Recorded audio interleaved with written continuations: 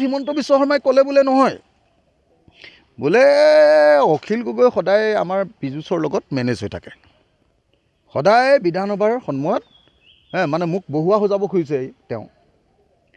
তাৰমানে মই কি কৰোঁ, আপোনাৰ এণ্টাৰটেইনমেণ্ট দিওঁ বোলে বিধানসভাত।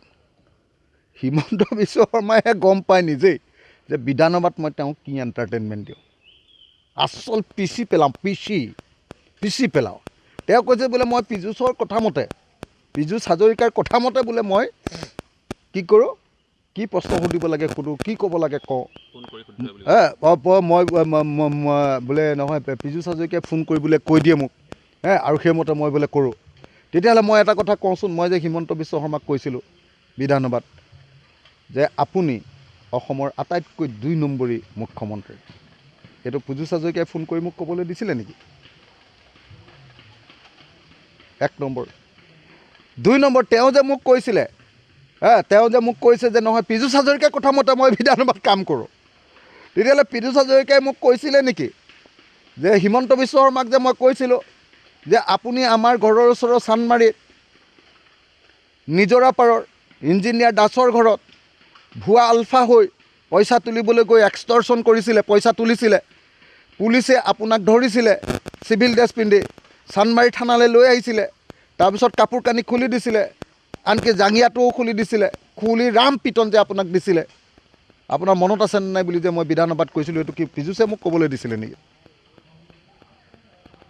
পীযুষে মোক ক'বলৈ দিছিলে নেকি? কওক আপোনালোকে।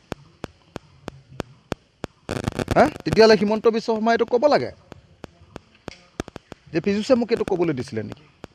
মই যে হিমন্ত বিশ্ব শৰ্মাক কৈছিলোঁ যে আপুনি অসমৰ মানৱেন্দ্ৰ শৰ্মা কংগ্ৰেছৰ ভাইচ প্ৰেছিডেণ্ট, তেওঁক যে গুলীয়াই হত্যা কৰাৰ দুখত যে আপুনি 3 মাহ জেল খাটিছিলে হত্যাকাৰী বুলি, এইটো কি মোক পীযুষে ক'বলৈ দিছিলে? হিমন্তক বগৰাই দিবলৈ মানুহ সাহস কৰা মানুহ কোন আছে অসমত? অসম বিধানসভাত কোনেও মাতিবলৈ সাহসেই নকৰে।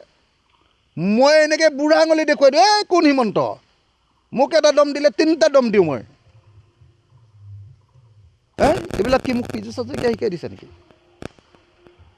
এজন অসমৰ মুখ্যমন্ত্ৰীৰ ভাষা এনেকুৱা হোৱা উচিত নহয়। এজন অসমৰ মুখ্যমন্ত্ৰীয়ে মই জিকিলোঁ বুলিয়ে মোক এনেকৈ অপমানিত কৰিবলৈ বিচৰাটো কেতিয়াও মই মানি নলওঁ। মই জিকাটো কি অপৰাধ নেকি? শিৱসাগৰৰ মানুহে মোক জিকালে, আপোনাৰ 2 নম্বৰী ৰাজনীতিৰ বিপৰীতে আপুনি তোলা হত্যাকাৰীজনক নিজিকাই মোক জিকাই দিলে, সেইটো কি মোৰ দোষ নেকি? এতিয়া তাৰ কাৰণে আপোনাৰ পৰা মই সদায় এনেকৈ নিন্দা খাই থাকিব লাগিব নেকি?